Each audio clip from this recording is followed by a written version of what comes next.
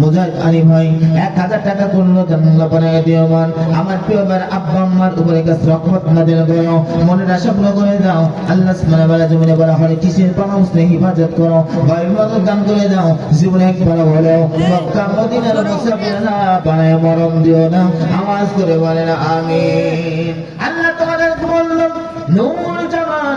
নূর জামান সাহেব নাসকাপাড়া বাড়ি নগদ 100 টাকা আল্লাহ দান করেছে। টাকা নদীর সুন্নত করে দিয়ে দেখা মনে যায় যে পুরো করে দেন। আল্লাহ নেক আমল করবার তৌফিক দিয়ে দাও।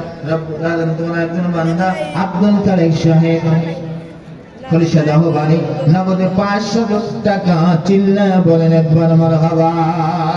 আল্লাহ আমার প্রিয় ভাই আব্দুল কারিম ভাই দানটা আপনি কবুল করে নেন, মানে হাল্লা বরকত দান করে দেন।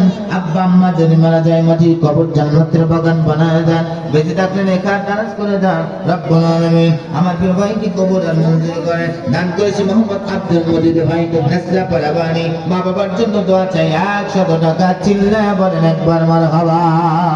আল্লাহ পাক আমার আব্দুল মজিদ ভাই দানকে কবুল করে নেন, আব্বা আম্মার কবরে দুখানা জান্নাতের বাগান বানায় দেন। আল্লাহ পাক দান করেছে মোহাম্মদ রকি থানা পারাবানি 100 টাকা চিল্লা বলেন একবার মারহাবা। আল্লাহ